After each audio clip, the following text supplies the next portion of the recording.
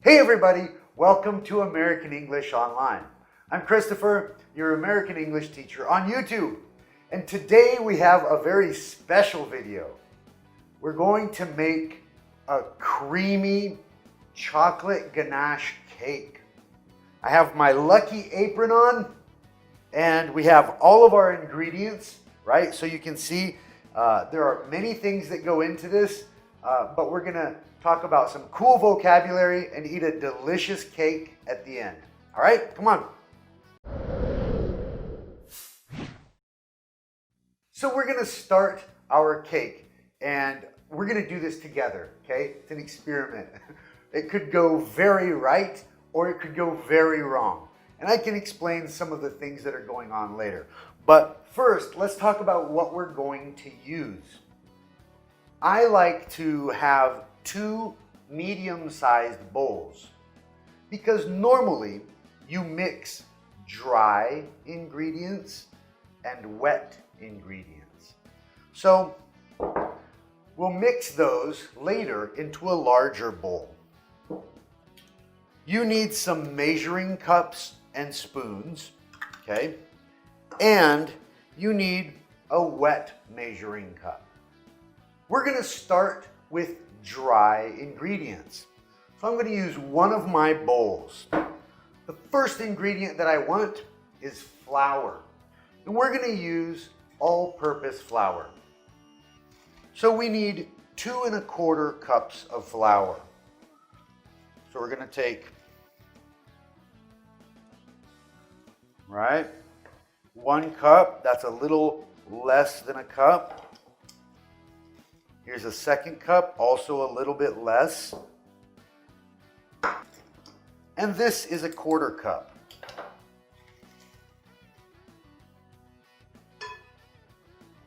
That is a perfect measurement, but remember, we had less before. So I'm just going to take just a little bit more and throw it in there. We put our flour in. Now we also need 2 1/4 cups of sugar, and we're using regular refined sugar. 1, 2, and 1/4, and a little bit extra that wasn't in the cup. You notice that we're using cups as measurements and tablespoons and teaspoons. That's because it's an American recipe. But a cup is a measurement of volume. It's not weight. And that can become difficult with, for example, if you use flour and you pack it in, it's going to be heavy. That's more flour in the cup. If you don't pack it, it's just normal, then it's less flour in the cup. So it's not as exact. I suggest you use weight in your recipes. But today we're following the recipe exactly, so let's see how it works. Now let's use our cocoa powder. This is natural 100% cocoa powder. We need 1 cup.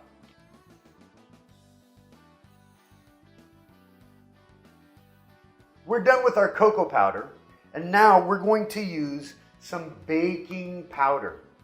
Be careful. Don't confuse baking powder with baking soda, okay? They work a little bit differently. Baking powder is basically baking soda with some other things, okay? So they work differently. I need 1 teaspoon of baking powder.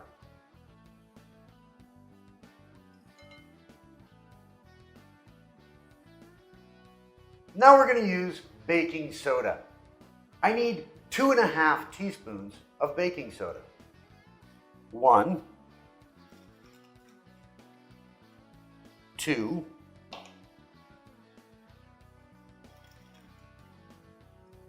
and 1/2. Last, we need 1 1/4 teaspoons of salt. Yes, even a cake has salt in it.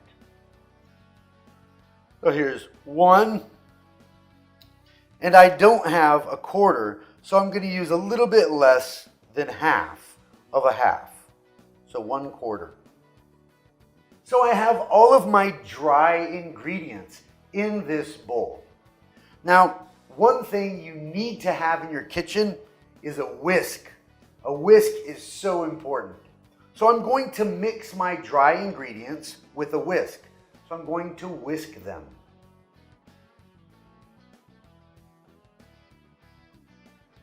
You notice that when you whisk it together, it mixes much better.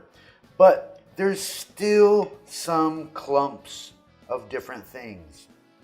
Okay? And that's why we sift our dry ingredients.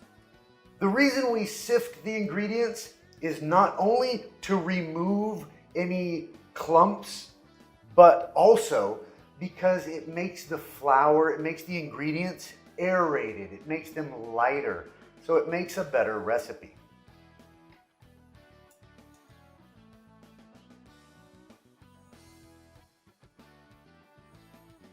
We're done sifting our dry ingredients, and now if you look closely here, you can see that there aren't clumps, there aren't parts that aren't mixed. It's all mixed together beautifully and aerated. We're done with our dry ingredients. Now we're going to set these dry ingredients aside, and we're going to mix our wet ingredients. Now let's mix our wet ingredients. But before we start, I see you looking at this. This is part of the recipe. It's coffee, but it can't be hot, okay? It needs to be room temperature, right? You know what room temperature is? It's the temperature in your house or in your kitchen. The butter in the other part of the recipe, same thing. It needs to be soft. So I have my other medium bowl here, and I'm ready to mix. But first, we need to preheat the oven.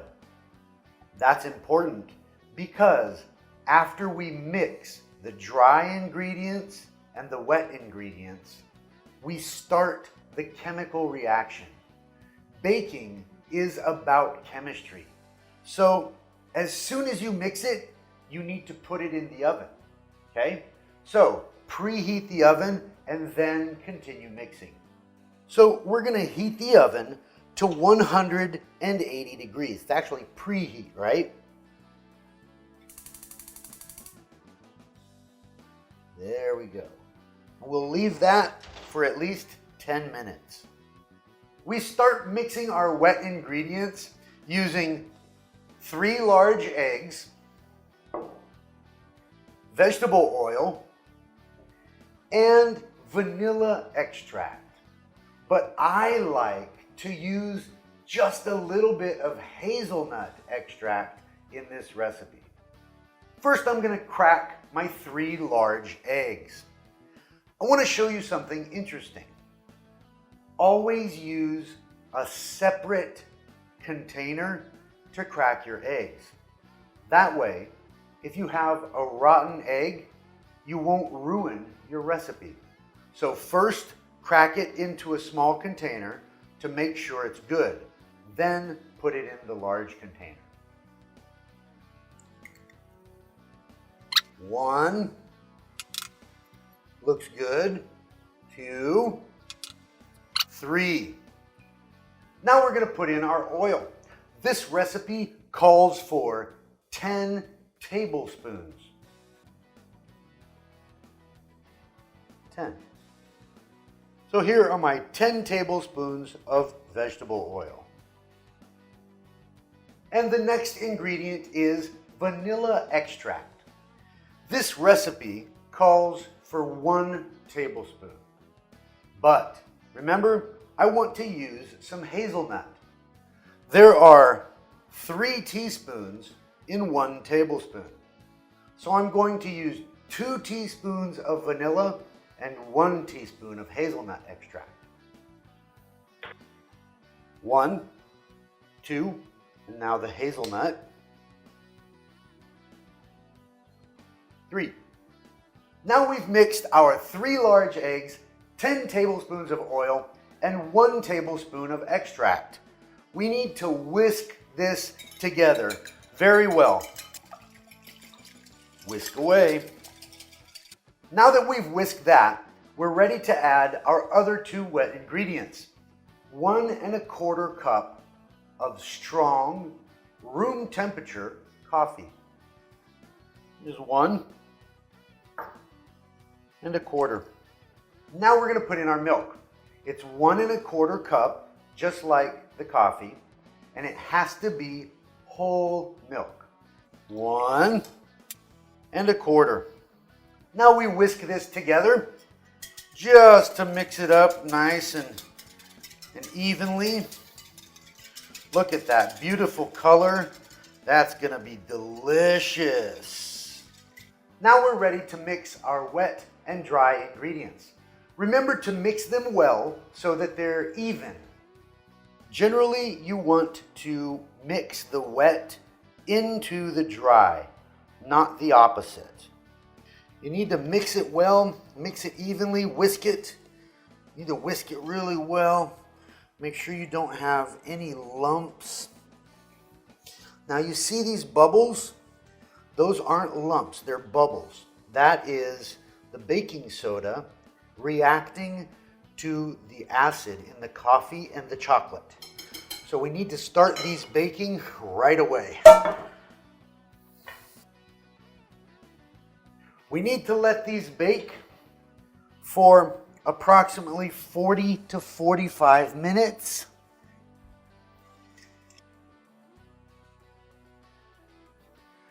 Since we're using 2 pans at the same time, but on different levels, I'm going to let them bake for 20 minutes. Then I'm going to switch positions and bake for 20 more. Now that our cakes are in the oven, we can make our chocolate ganache. And the ingredients are simple. It's a very easy recipe. There are only 3 ingredients. The important thing is that you use the right ingredients. So I need dark chocolate, okay? At least 53%. I used 60. So it's not going to be super strong, heavy chocolate ganache, okay? And I need 3/4 of a cup of granulated chocolate, which is about 375 grams. I also need heavy cream. Heavy cream is not creme de leite na latinha, okay? Creme de leite in the can here in Brazil is 20% fat. That's not enough, okay? This is creme de leite natural, or nata. And you need at least 33% fat. This one is 45% fat. And I also need 3/4 of a cup of this. So for heavy cream, 3/4 of a cup is about 180 grams. Then you need your 3rd ingredient, unsalted butter. With the unsalted butter, it should be soft. Look, oh, I'm squeezing it, it's soft, okay? And 5 ounces, I need about 5 ounces, which is about 140 grams. The best way to make granulated chocolate, if you only have chocolate bars, is to use a grater. Like a cheese grater, you grate it on the smallest setting. But if you don't have a grater, then you can chop the chocolate. But it has to be in very, very, very small pieces. It has to melt quickly and easily. So you want it as thinly sliced as possible, so it melts quickly and easily. See that? So we have our chocolate grated, okay? So remember, 3/4 of a cup of heavy cream and I said 3/4 of a cup, right? It's 3/4 of a pound of chocolate, which is 3 cups. See? So it's a lot more than 3/4 of a cup. 3 cups, okay? And our soft butter. First, I'm going to take the heavy cream, and I'm going to use 3/4 of a cup over medium-high heat. This is a half cup. I need 1 more quarter. Okay, so 3/4 of a cup of heavy cream. Now we're going to heat this on medium-high heat until it comes to a simmer. Okay, a simmer means a low boil. I just need it to melt and get hot. I don't want to burn it. All right, now we're going to take this. See how it came to a simmer? It's not boiling, but it's simmering. So we're going to take this and we're going to pour it over our chocolate. And we're going to let that start to work. We're going to let that start to melt. Okay? And then we're going to whisk this. See how that's soft now? Now we're going to take our soft butter. Whoops. This is about 100 grams. So I need 140. So I'm going to take this. I've already divided it into a little bit smaller pieces. I'm going to whisk this in. This is why it has to be soft. Now I need about another 40 from here. So half is 100. That's 50, so 40 from here.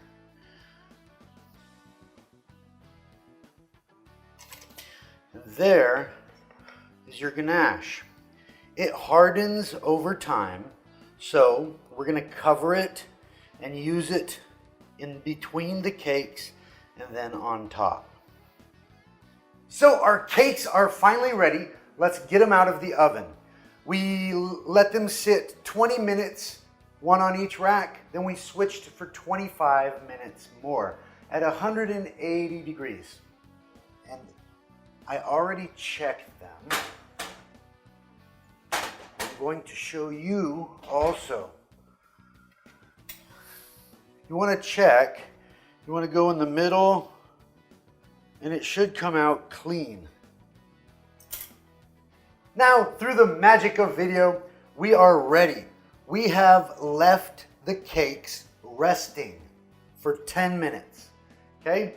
How do you know? Well, when you can pick up the pan and you can handle it without burning yourself, you're probably okay.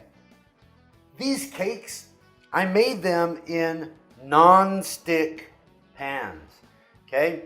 If you don't have non-stick pans, you need to use parchment paper. Parchment paper is a special baking paper that you put under the batter before you cook the cake, before you bake it. I accidentally broke my spatula, but I'm still going to use it because I don't want to use metal inside of Teflon, right? So I'm going to go around the edges, right?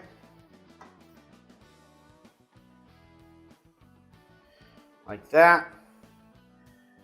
And around the edges on this one as well. So now we're ready to take the cake out of the pan. I've already taken the sides off, and this is where we hope everything works out. So, clean hands, remember? Wash your hands, ladies and gentlemen.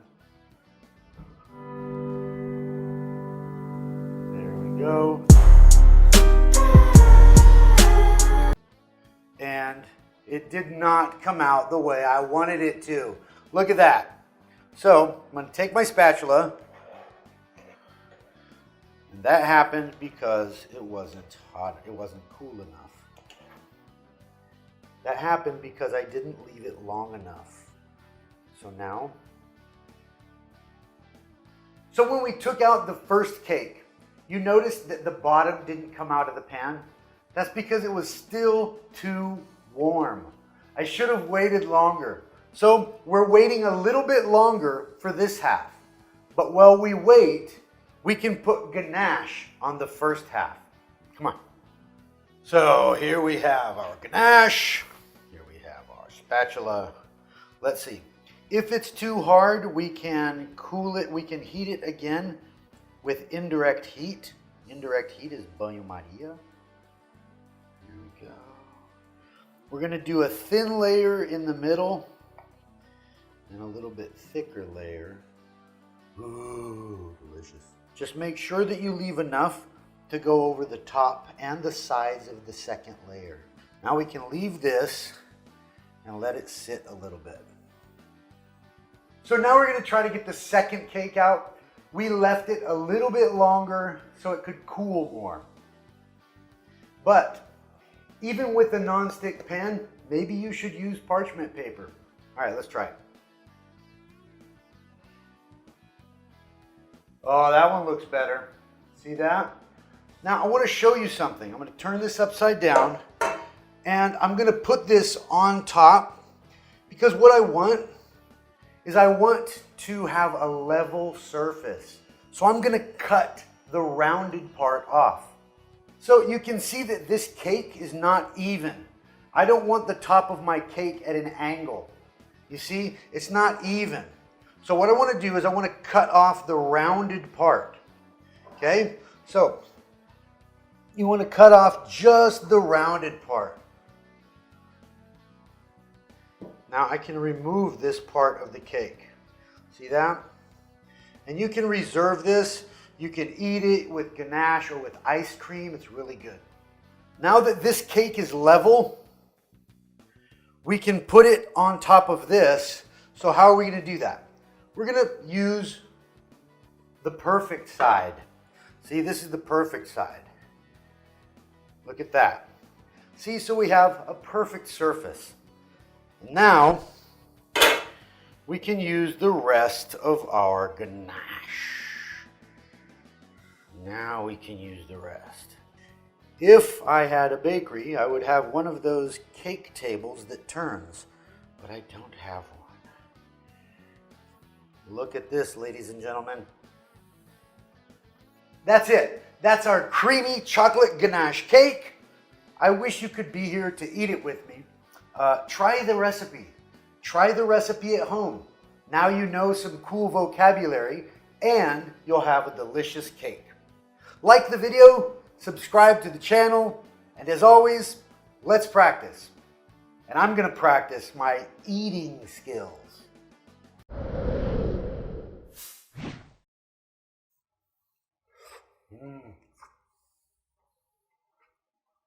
Eu acho que a gente poderia. We don't want it to happen to the second half.